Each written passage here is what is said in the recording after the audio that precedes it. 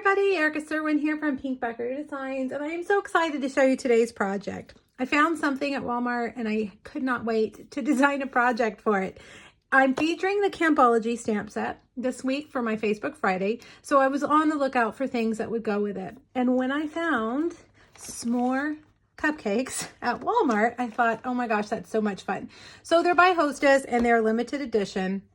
But if you can't find yours, this is just a regular size Hostess cupcake, so any of them would fit. The fact that it was s'mores got me excited, but again, you could do any of the Hostess cupcakes and they'll fit. Now, this is a box design I've done before with other Hostess cupcakes, and I really love the way it opens. See how it's a triangle box?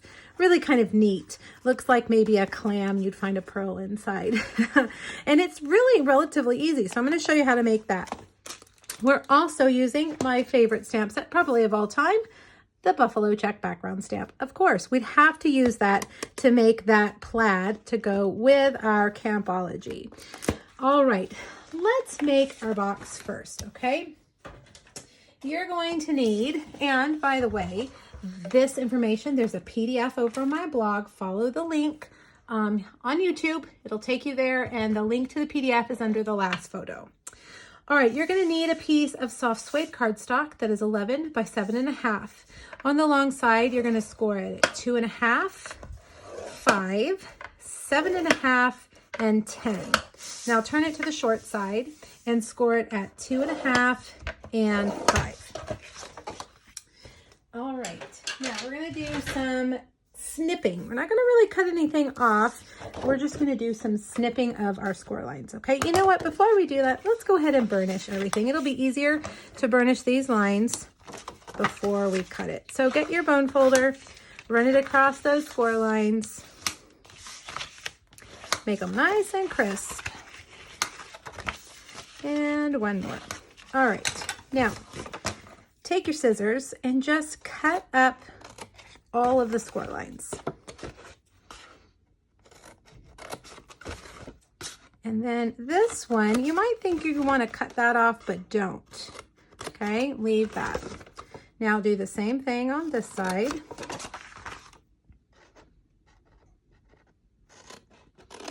There we go. 2 more. And done. Now, I recommend you use Stampin' Seal Plus. This is our new really strong adhesive, and I really, really like it. Now, I want you to look at this box, and you'll see that it has this little ledge, really, like a lip on the box to keep that in. This side does not. Well, that's what this is right here, okay? And we're actually going to adhere these little tabs up into the next section, okay? So on the front side, take your Stampin' Seal Plus and run that line. Now fold it in to the back side of those sections, okay? All right, now with more of your Stampin' Seal Plus, we're gonna fold up the next section of squares into this side of the box. So just kind of roll it up, match your edges, and press your adhesive in. Okay, now that box is done. Leave that over there by itself. These we're just gonna fold up into each other, okay? So put your Stampin' Seal Plus on your tab, fold it up. All right, now, so you can see that's how that box is, but that's too bulky with all those layers. So let's cut the corners off. So we're gonna cut from this corner to that corner with just your scissors. Don't worry, you'll get it. It doesn't have to be perfectly straight. If you want to draw a line with a ruler, you can do that, but I just eyeball it like that. Now down here, we're gonna cut that corner starting at that lip right there, okay?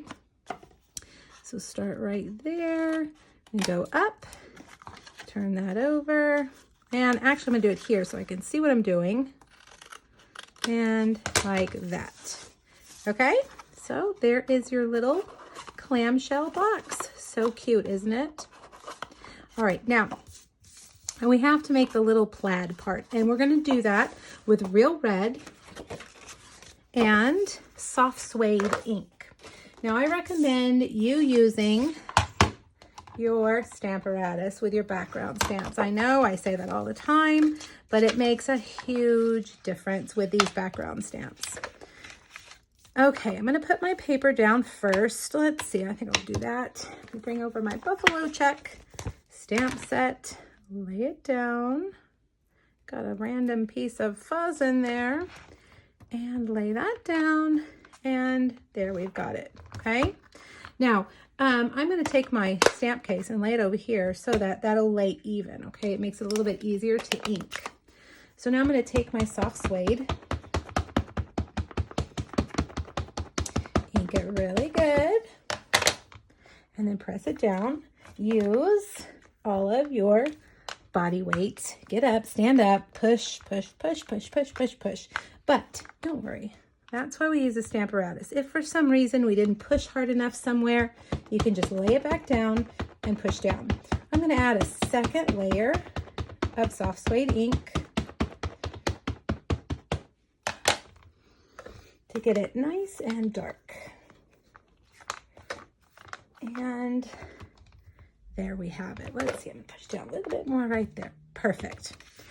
Okay, now let's move that out of the way and get our paper trimmer, which of course mine is way over here, but I can grab it.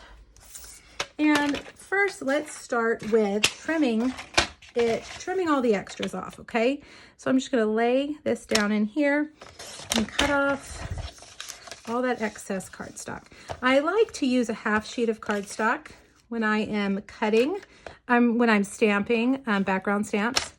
It gives you some wiggle room, if you will. And you don't have to be precisely right on the edge of the cardstock. Okay. All right, now we need to cut 4 squares. 2 1/4 is the square that'll fit here. 2 1/4 here, 2 1/4 here, and here we're actually going to use the second largest stitched square die to cut that out, okay? So if you're careful, you can get all of that out of one piece of our stamped background. So 2 1/4 by 4 1/2. Let's see exactly 4 1/2. So we will go to 2 1/4. We're going to do that one more time over here. 2 1/4 by 2 1/4. Now 2 of these we need to cut diagonally for those sides. So lay it down and put the points in the gutters, okay? And that will make your square perfect. So gutter, gutter, lay that down and cut. All right. Now, before we start assembling, let's go ahead and cut. We've got that one for the front, and we're going to cut, look, it just fits right on there. We're going to cut that for the top.